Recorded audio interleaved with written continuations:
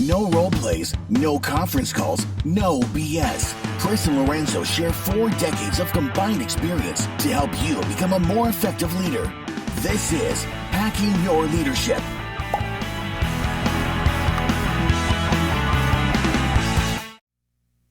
Welcome to Hacking Your Leadership. I'm Chris. And I'm Lorenzo. And Lorenzo, on this episode, I want to talk about employee engagement. I think it's another great topic. You know, I'm thinking about this a lot right now because I'm currently administering employee engagement surveys for 2 different organizations. And the results that I'm seeing come in, a lot of it is things I've seen before, but a lot of things are making me think about how this data actually gets used, meaning how does an organization use the analytics to move the needle on employee engagement? And I've been looking into kind of different ways that organizations have used this data in the past, and the positive and negative things that have come from it. I've seen organizations use this data in a negative way, or in a way that kind of lets them dismiss any need to move anything. I've also seen them kind of dig into something that doesn't necessarily matter as much when they should be focusing on other things. And one of the things that I came across in this kind of research is kind of other ways that organizations can move the needle on employee engagement if they don't necessarily have robust people analytics on this process. And I came across a kind of a 9-box grid that was created by a gentleman named Sean Graber almost a decade ago now, on utilizing kind of self-reporting of employees to move the needle on employee engagement. And I thought this was really interesting information because, when we talk to leaders on this show, we're talking to people who, in a lot of instances, they don't have the resources or the tools or the decision-making power to impact their entire organization. They're impacting their team on the fly, on the day-to-day. They're making decisions that have impact on their 5 to 25 people, but they don't really have the freedom to kind of say, okay, I'm going to change the way this organization moves like that. They're just having to kind of work within the confines of their own teams. And the reason this 9-box kind of popped out to me is that that's exactly what this was. It was a way for teams, a way for leaders of teams to kind of increase employee engagement, utilizing what they can see from their own team members, every single day, even if they don't have a daily employee engagement survey they can do. This 9-box grid kind of divides employees up into different types of employees based on how they perceive their own organization, how they perceive the leadership of the organization, how they perceive the way the organization treats them, the relationships that they have within the organization. And there's a lot to unpack here. And so what I want to do is, over the next 3 episodes, I want to go over these different types of employees who have a largely positive perception of their organization, employees who kind of have a neutral or indifferent perception of their organization, and employees who have a negative perception of their organization, and what that means for how they impact the bottom line, how they impact the results that you're looking for as a team, how they impact each other. And because these employees kind of act differently every day, as a leader, your responsibility becomes a different thing every day with regard to how you lead them. What are your thoughts about this? Yeah, I think it's a great conversation to have, especially because I think the to your point, like localizing the people analytics is something that I think a lot of leaders just do naturally. Like I think of myself in this space around like, what do I observe? What am I thinking about when I think about like the leaders, how they show up, what are their attitudes, what are their motivators, what are they focused on? And then I would go and sit down and talk to leaders and then ask them questions. How are you doing? What are you thinking? How's this been? So like there's this kind of like element where I'm assessing and then adjusting maybe my style of leadership, or I'm adjusting the work that I'm asking them to do based upon trying to combine these things. But I've never approached it this way in saying, I'm going to take what I observe in regards to how this leader shows up every day, and then I'm going to ask them to kind of like self-assess. Here's some questions I want you to answer. Very pointed, very specific ways of considering how you show up.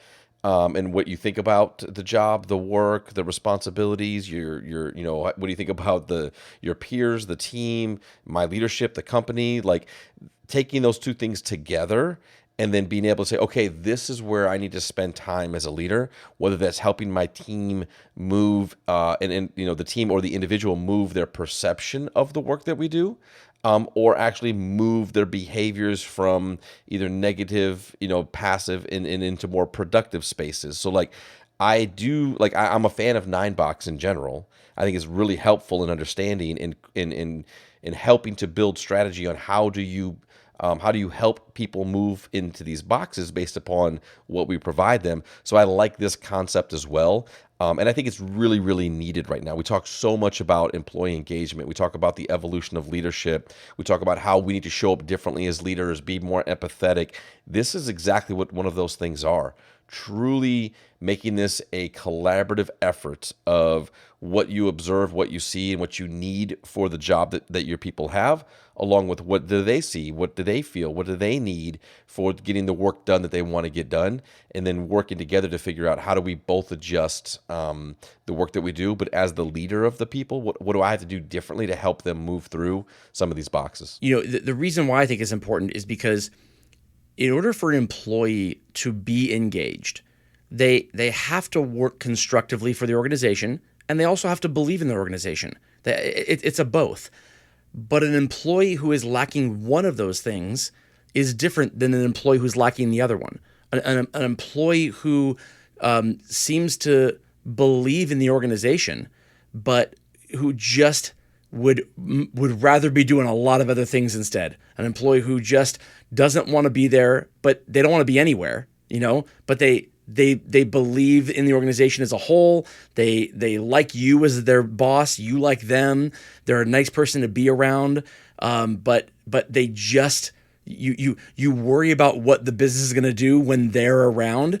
That's a very, very different employee to address than someone who you never worry about, getting the job done. Someone who will always put in the effort, the extra effort. You don't worry about the performance, but you worry about them and you worry about losing them because they don't necessarily like their coworkers. They don't necessarily believe in the organization. They've lost their why, their North Star of why they come to work every day. And you know that it's just a matter of time before the productivity and the actual work will start to suffer, because it's pretty impossible for a person to work really hard every single day for an organization they no longer believe in. At some point in time, that stops.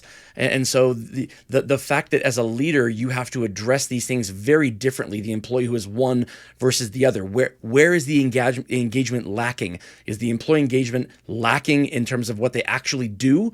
Or is it lacking in terms of how they feel about the organization, their coworkers, and you as a leader? And so what I want to do on the first episode of this 3-part series is I want to talk about employees who generally have a negative outlook about the organization.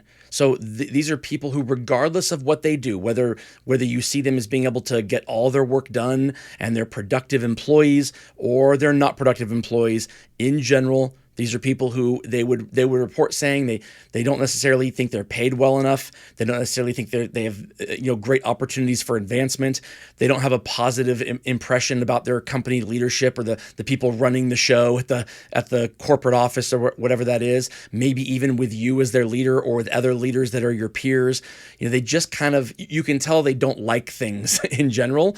And some of them, that shows up in their work, and others, it doesn't necessarily show up in their work. Yeah, and I think it's, as we talk about this, and obviously we'll have a link to the article and the graph and everything, but from a 9box standpoint, on the left side you have perceptions, and on the bottom you have behaviors. And then your perceptions, as Chris was talking about, are negative, indifferent, and positive, and the behaviors are destructive, neutral, and constructive. So if we're just looking at negative perceptions and then thinking about the behaviors, when it comes to a negative perception with a destructive behavior, that's a saboteur. They have negative behaviors, negative perceptions. With a negative perception and then with a neutral behavior, that's a cynic.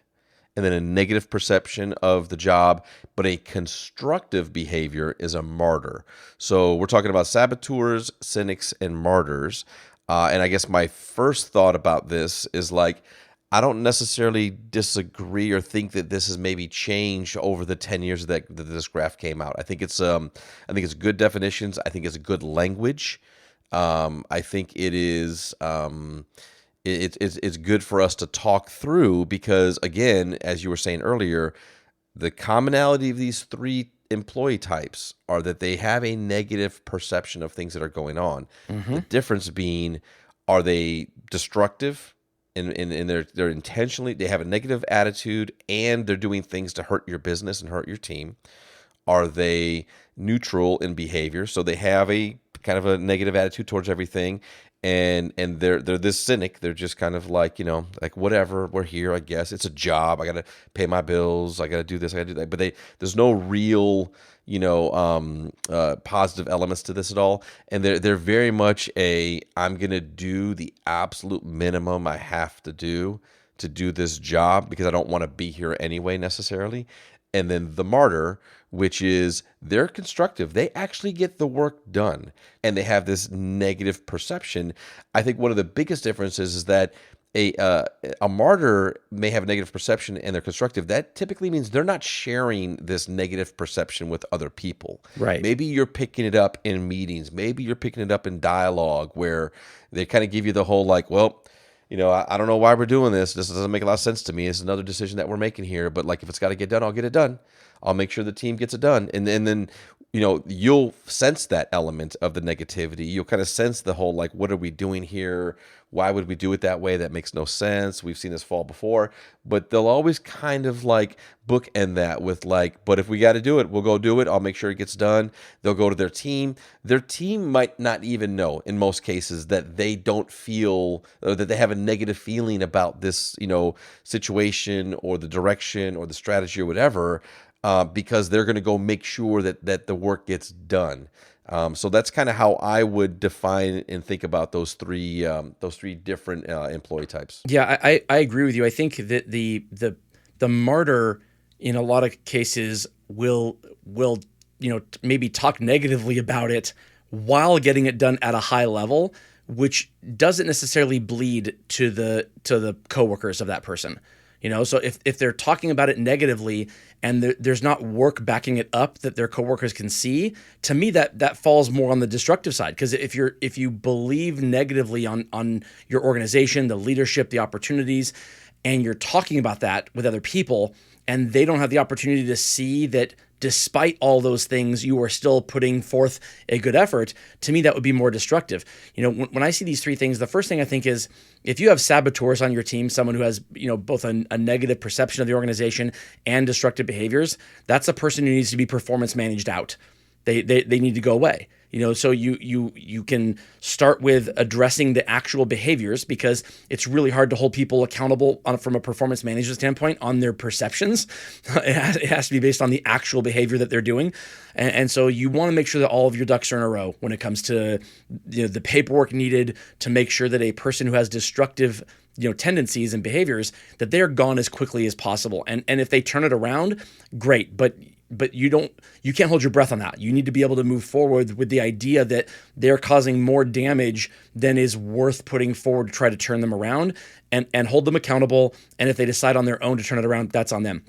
The people who I think are the most kind of susceptible to going anywhere on this chart is this middle portion of people who have neutral behaviors but negative perceptions. These are the cynics.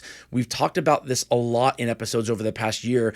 To me, these are the quiet quitters. A cynic is a quiet quitter. This is a person who they don't have good perceptions of their organizations. They're the person who they might job hop every 1 to 2 years looking for something better, but they can't find it. They might tell you that what they're looking for, but maybe they don't necessarily know in themselves what they're looking for. They haven't found something that really sings to them, something they're passionate about, and because of that, they're lacking something in terms of what they need to feel fulfilled in their work.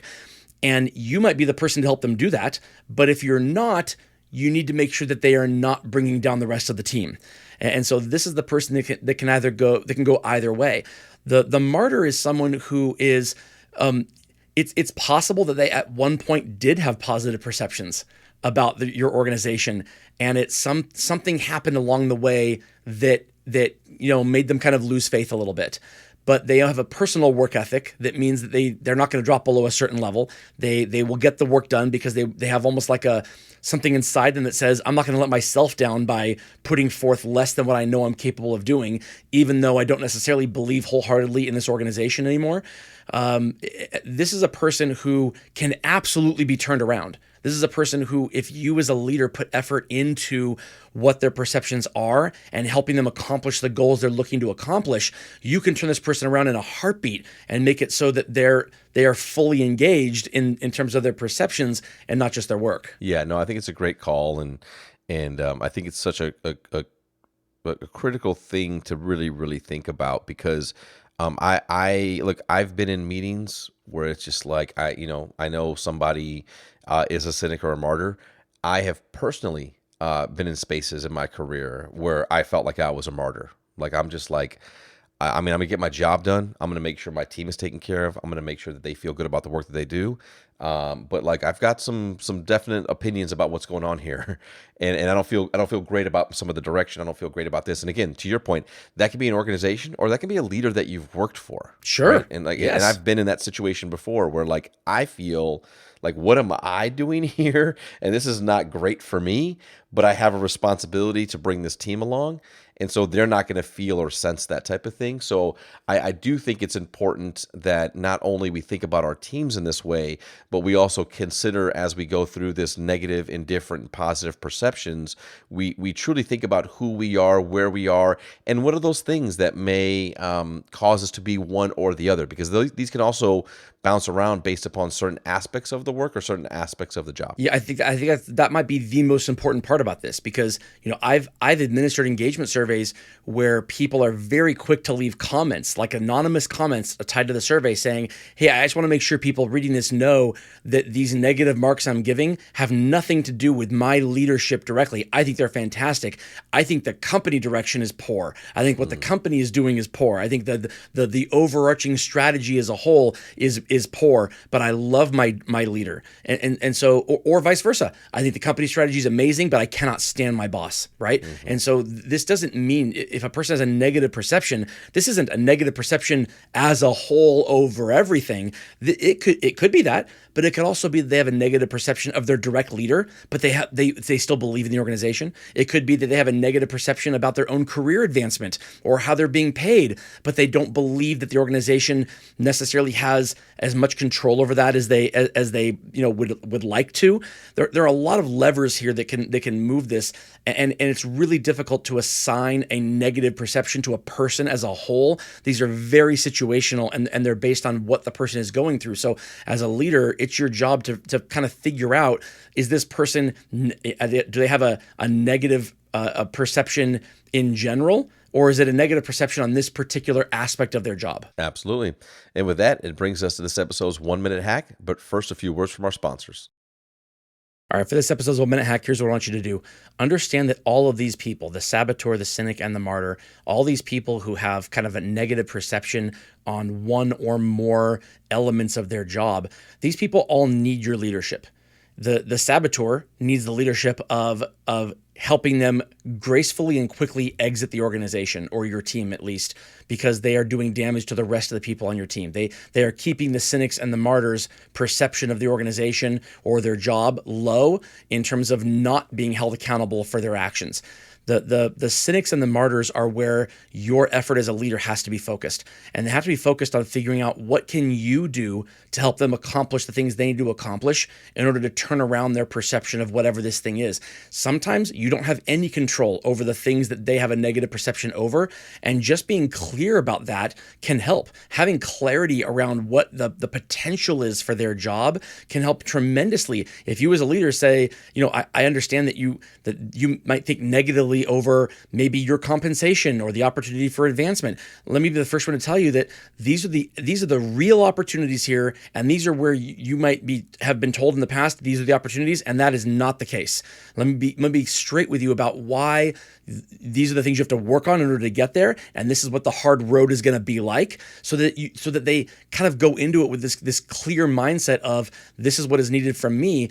Getting them to that point can help them really decide whether or not this is the the right place for them, and whether they can turn around that perception, because having a disconnect between what they think the organization should be to them and what it actually is to them, that's where you have negative perception. Making sure there's alignment there isn't necessarily you fixing the organization. It's you fixing their perception of the organization. And sometimes that doesn't require anything besides being clear with them on what the potential future is. Absolutely. Yeah, I think it's such a, from a leadership standpoint, the responsibility of, we talk all the time about behaviors. And so like our ability to connect with them around, what is the negative perception? Where are they getting stuck? And then what are the behaviors that we need of them to be able to move this way, I think is absolutely critical. I think it will come down to a lot of things that you spoke about, which is like the personal connection piece, the understanding of what's going on, the digging deeper into their why, into what are the things that motivate them, or what are the things that demotivated them over time that need to be addressed. But I think all of that conversation is important. And also, I just want to underline the point of like, you have to move fast when people are negative and destructive, when it's just like they're not willing to put forth any of the effort at all. They don't even want to have the conversation. Like they need to be removed from the team quickly, because that's the first thing that's going to pull in others into that space of being a saboteur. Those that may be neutral or maybe indifferent can quickly find themselves in that space if you allow it to be on your team. Right. And on the flip side, part of the reason that people might have a negative perception of the organization is around someone on their team who is a saboteur. It's really tough to put forth good effort and good work all the time and have a positive perception of leadership and accountability in the organization if people who are saboteurs are allowed to remain there for a long time.